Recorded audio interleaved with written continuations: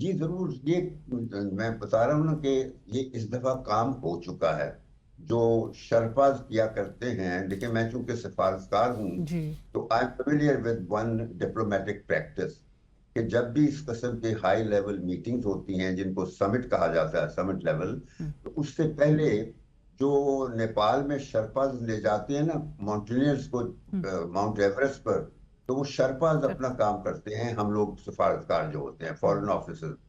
तो वो technical basis कह लीजिए, ऑफिशियल लेवल कह दीजिए, वो डॉक्यूमेंटेशन तक वो बना देते हैं।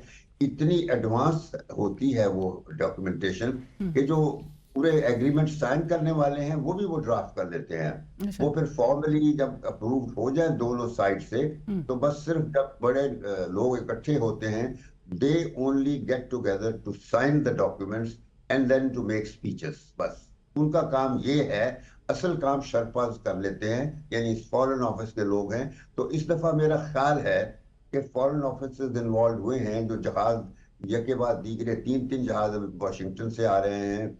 ईरानियंस वैसे भी खैर उनकी हर लेवल पे यहाँ पे भी मौजूदगी है, तो उस तरीके से हमारे लोग उनको कंसल्टेशन में रखते होंगे। हाँ। और बाकी हमारा फॉरेन ऑफिस तो इन्वॉल्व ही है, हर हर चीज में इन्वॉल्व है।